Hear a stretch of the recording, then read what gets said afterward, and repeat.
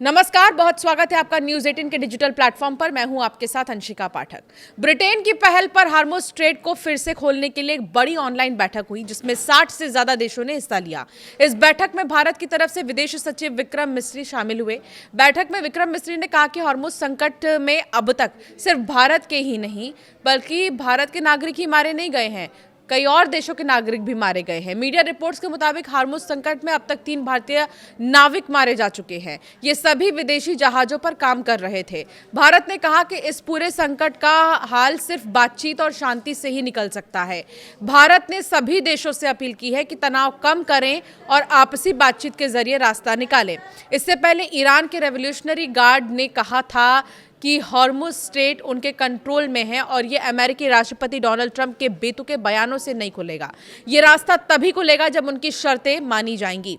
अमेरिकी राष्ट्रपति Donald Trump ने गुरुवार सुबह राष्ट्र के नाम संबोधन किया। उन्होंने दावा किया कि अमेरिका को ईरान जंग में जीत मिली है। साथ ही चेतावनी दी कि अमेरिका 2 से 3 हफ्ते में ईरान पर बड़ा हमला करेगा।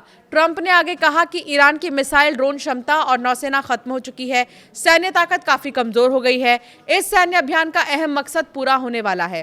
ट्रंप ने यह भी चेतावनी दी है कि अगर समझौता नहीं हुआ तो अमेरिका ईरान को स्टोन एज यानी कि पाषाण काल में भेज देगा। हालांकि उन्होंने यह दावा भी किया कि ईरान में सत्ता परिवर्तन हो चुका है और नई लीडरशिप पहले से कम कट्टर है। ट्रंप ने 19 मिनट का भाषण दिया और इसमें कोई नया ऐलान नहीं किया, वही बातें दोहराई हैं जो पिछले कुछ समय से वो कहते आ रहे हैं। उन्होंने युद्ध की लागत और इसके लंबा खींचने से चिंतित अमेरिकियों से कहा है कि वो इस संघर्ष को सही नजरिए से देखें। उन्होंने इराक और वियतनाम जैसे पिछले अमेरिकी युद्धों का जिक्र करते हुए कहा है कि ईरान जंग तो अभी दूसरे महीने में ही पहुंची है। उन्होंने ये भी माना है कि लोगों को आर्थिक परेशानी हो रही है, लेकिन कहा कि ये युद्ध जरूरी है। उन्होंने कहा कि ये आपके बच्चों और आने वाले पीढ़ियों के भविष्य में निवेश है। ट्रंप ने ईरान से युद्ध खत्म करने के लिए बातचीत की मांग की, जबकि एक दिन पहले ही उन्होंने कहा था उन्हें समझौते की जरूरत नहीं है। उन्होंने हार्मुज स्ट्रेट संकट को लेकर कहा इसकी सुरक्षा की जिम्मेदारी दूसरे देशों को लेनी चाहिए। हालांकि एक दिन पहले ही उन्होंने कहा था कि हार्मुज खोले बिना कोई समझौता नहीं होगा।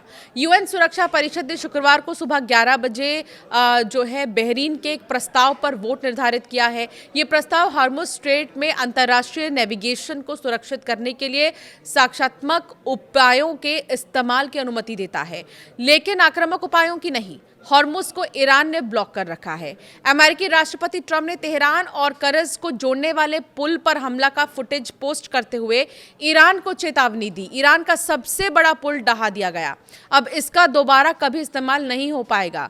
अभी और भी बहुत कुछ होना बाकी है। ईरान को बहुत देर होने से पहले एक डील कर लेनी चाहिए, वरना उस देश का कुछ भी नहीं बचेगा जो अभी भी एक महान देश बन सकता है। ट्रंप ने ट्रूथ सोशल पर एक पोस्ट में वीडियो क्लिप भी शेयर किया जिसमें एक पुल को गिरते हुए देखा गया है।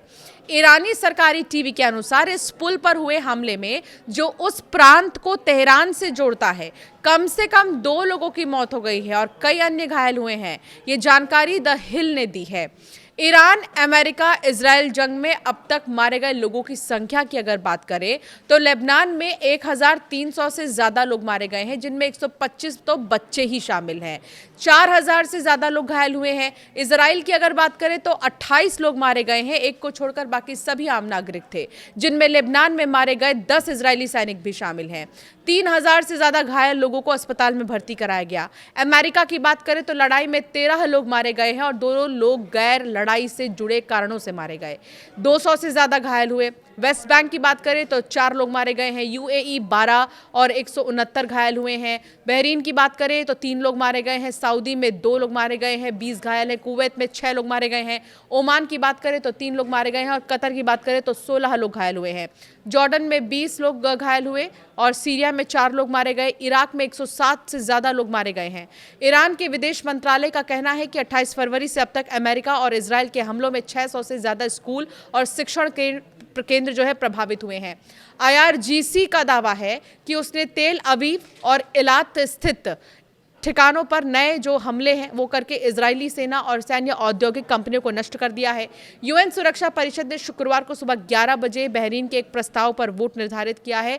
ये प्रस्ताव हॉर्मुज स्ट्रेट में अंतर्राष्ट्रीय नेविगेशन को सुरक्षित करने के लिए है और इसके उपायों को लेकर अनुमति देता है, लेकिन आक्रामक उपायों की नहीं। हॉर्मुज को ईरान ने ब्लॉक कर रखा है। कुल मिलाकर अब नज़र है इस मीटिंग पर जो 11 बजे होनी है। दूसरी चीज़, जब कई देश मिलकर हॉर्मुज को लेकर बातचीत कर रहे थे, उसमें भारत भी शामिल हुआ और भारत ने सीधे कहा कि शांति से ही बातचीत हो पाएगी, समझौते से ही बात बन पाएगी, वरना ऐसे तो बात नहीं बन पाएगी। इससे कितना नुकसान हुआ है, कहाँ कितने लोग मारे गए हैं, ये भी हमने आपको बताया। तो फिलहाल ये कुल मिलाकर कि ट्रंप भले ही ये कह रहे हो कि समझौता अगर ईरान मान ले तो शायद सब कुछ ठीक हो जाएगा, लेकिन दूसरी तरफ ईरान जो है मानने को तैयार नहीं है। ईरान की तरफ से भी लगातार एक्शन रिएक्शन दिए जा रहे हैं। ईरान की तरफ से ये भी कह दिया गया है कि अगर ट्रंप हार रहे हैं तो भी बता दें, और ट्रंप की कूटनीति पर जो है ईरान को बिल्कुल भी विश्वास नहीं है, इसीलिए ईरान जो है लगातार आक्रामक होता हुआ नजर आ रहा है। लेकिन अभी हाल ही में सुबह जो B1 पुल पर हमला हुआ है वो वाकई में बहुत ही ज़्यादा चौंका देने वाला है और इससे बहुत नुकसान हो सकता है। दोनों ही कंट्रीज़ की अगर बात करें तो मौजूदा समय में कोई भी शांति वाले सिचुएशन में या उस मूड में तो नज़र नहीं आ रहा है, क्योंकि लगातार कई मिसाइल अटैक्स, कई बैलिस्टिक मिसाइल से जो है हमले किए जा रहे हैं।